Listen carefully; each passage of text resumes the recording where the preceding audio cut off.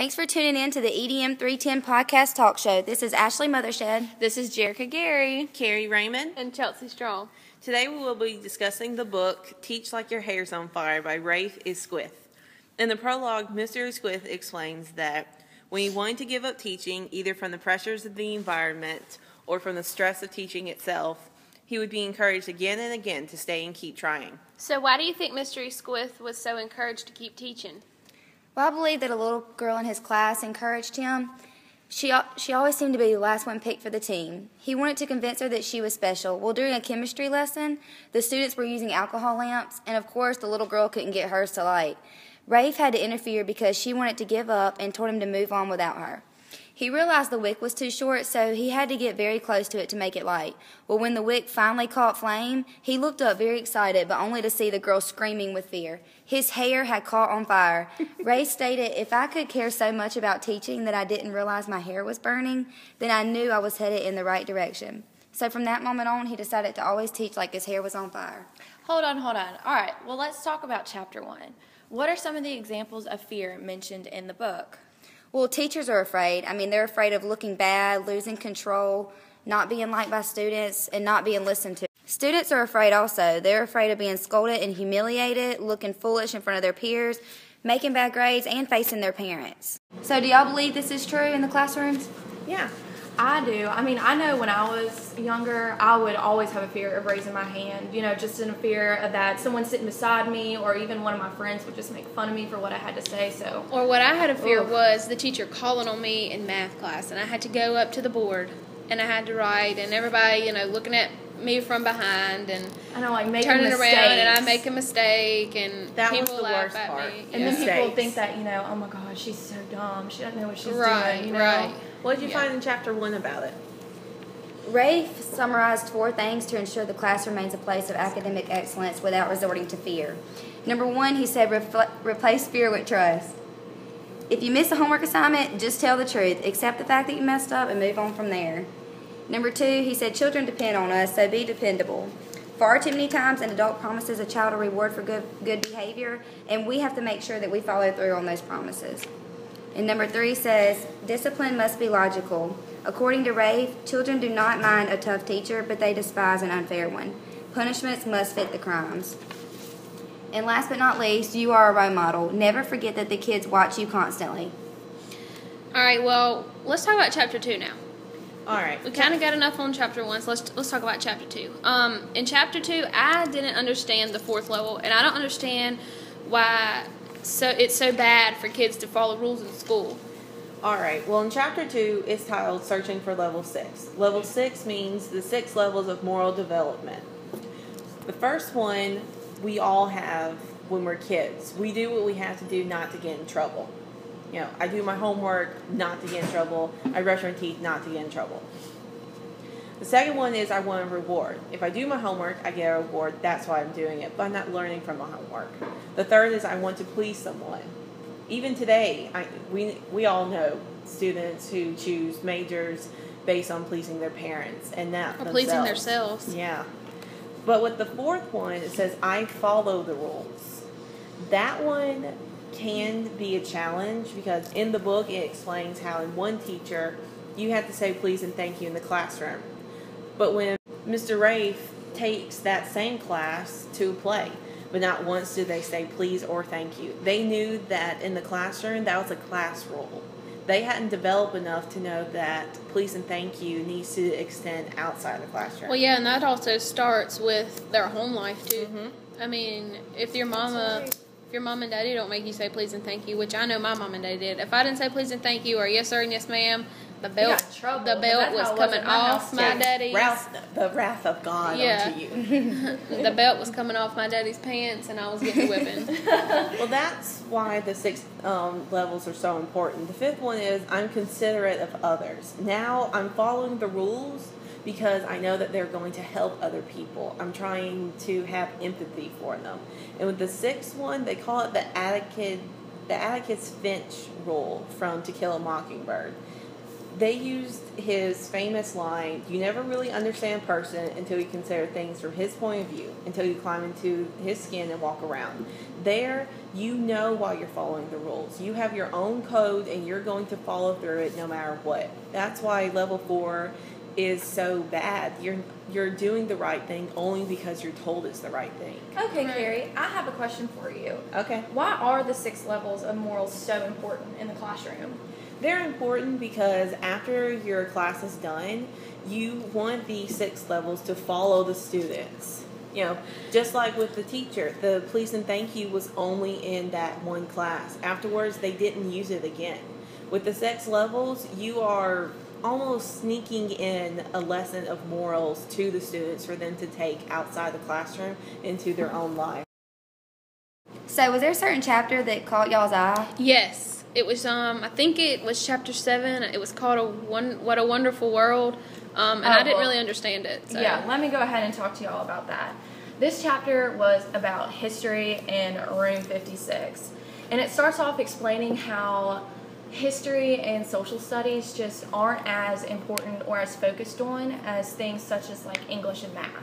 What Rafe did is that he took a couple of students and pulled them aside, out of the classroom, just any age group, between 3rd grade and 6th grade, and asked them, why do we celebrate Independence Day, or why do we celebrate Memorial Day?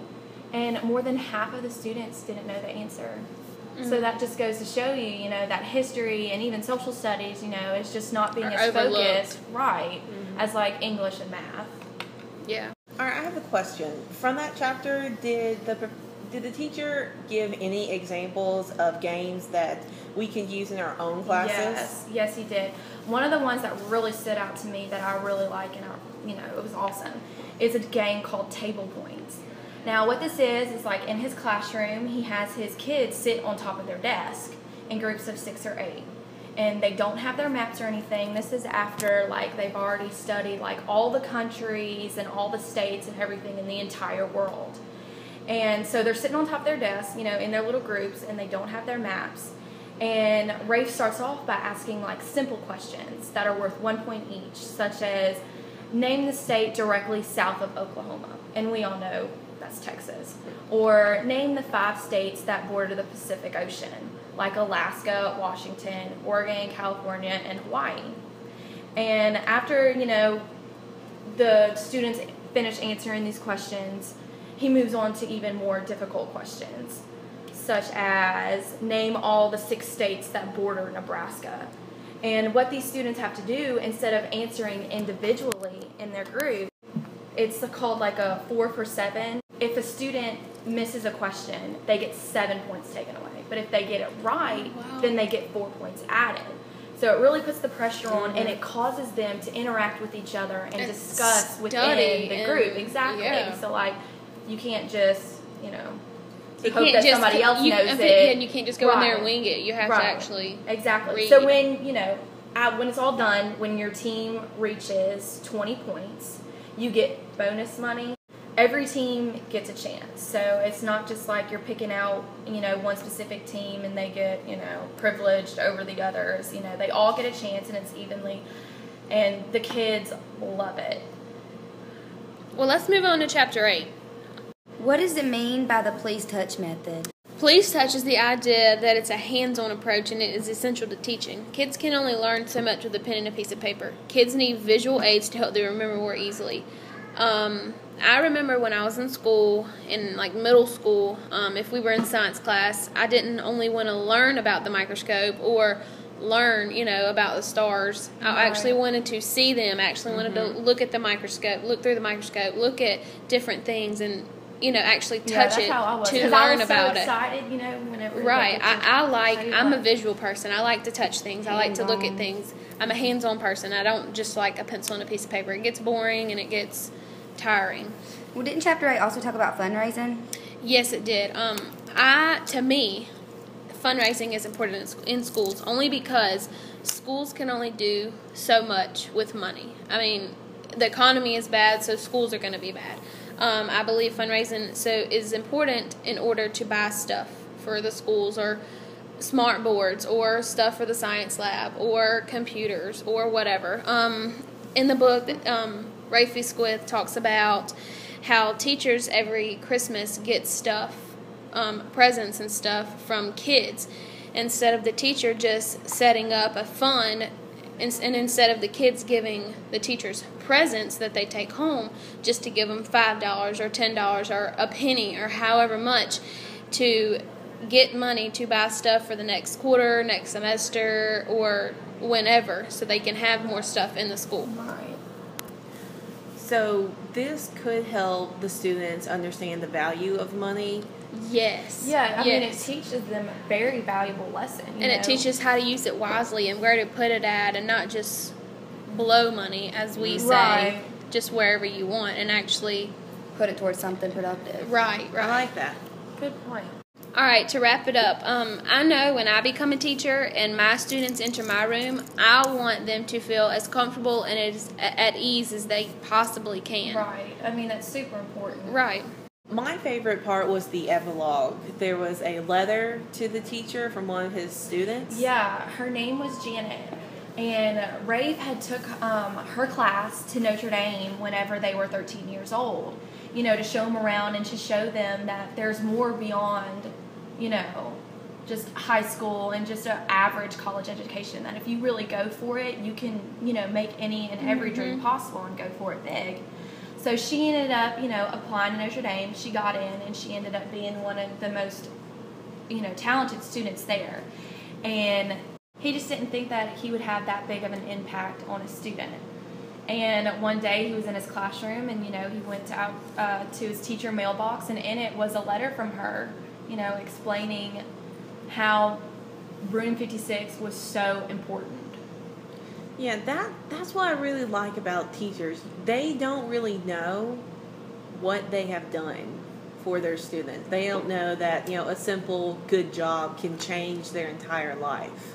I agree. And when I become a teacher, I want to make sure that my students get something out of my class. They learn something, they take it with them. They don't just memorize it and then move on. They actually get something out of it. So thanks for tuning in to the talk show. This is Ashley. This is Jericho. Carrie. And I'm Chelsea. We'll see you next time. Bye. Bye. And our only resource for the podcast was the book Teach Like Your Hair's on Fire by Rafe Esquith.